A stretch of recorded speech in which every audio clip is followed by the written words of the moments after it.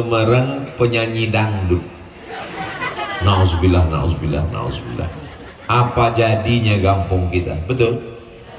Dikirim Allah misalnya pejabat, mau? Tapi koruptor. Tapi kalau dikirimnya ulama, selamatlah anak-anak kita. Insya Allah Gampong Semarang tidak ada satupun nanti yang tidak bisa baca Quran. Semuanya menjadi penghafal Quran. Semuanya bisa baca kitab Nahwu, Sharaf, Balaghah, Ma'ani, Bayan. Dengan syarat orang tuanya mau mengantor. Ngantor orang tuanya, sebagaimana seriusnya masuk kantor, begitulah dia menjaga anak-anaknya. Kullukum ra'in, setiap kamu adalah pemimpin, wahai bapak kepala rumah tangga, hai laki-laki. Wa kullukum mas'ulun, kalian akan ditanya di akhirat nanti tentang istri kalian. Belum nikah Pak Ustadz, tentang anak kalian. Belum ada anak Pak Ustadz.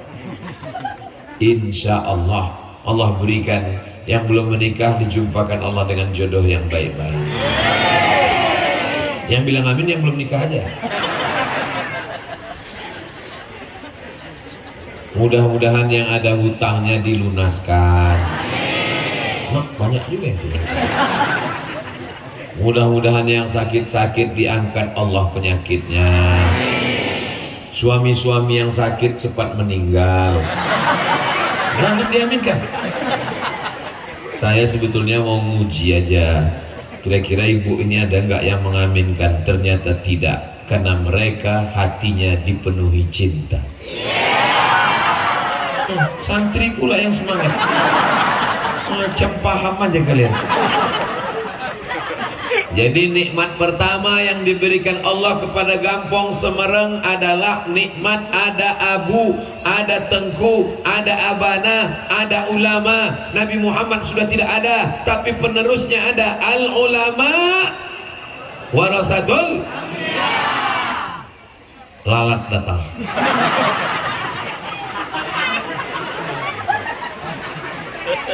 Allahumma salli ala sayyidina Muhammad wa ashghili zalimin bizalimin wa akhrijna min bainihim salimin wa ala alihi wa sahbihi ajma'in.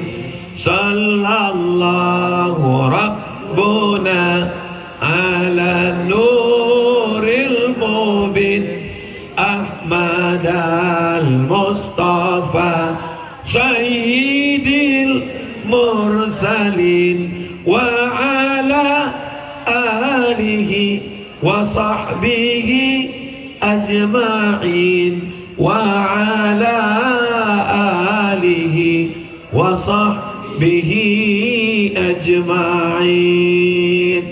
Ternyata sholawat itu di samping fungsinya mendatangkan syafaat juga mengusir drone. Hai guys.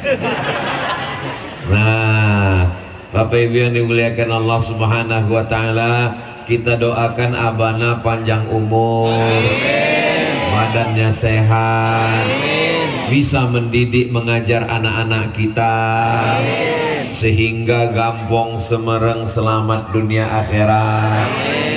Pak Geciknya jadi selamat.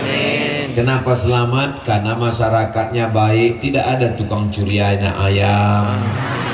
Bapak Babin Kamtipmas polisi juga tenang karena tidak banyak kriminal. Bapak Babinsa juga kerjanya tenang karena masyarakatnya baik-baik, soleh soleh bukan somat. Berkuku ayam. Karena ada magnet, maka orang ramai datang. Ketika orang ramai datang, masuk waktu sholat, kita pun mengumandangkan Allahu Akbar, Allahu Akbar, Allahu Akbar, Allahu Akbar.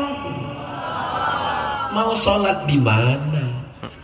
Maka dibangunlah masjid, berdirilah masjid. Bapak Ibu buat rumah besar, megah, mewah. Kalau meninggal rumahnya dibawa mati? Tinggal. Beli mobil mahal, kalau meninggal mobilnya dibawa?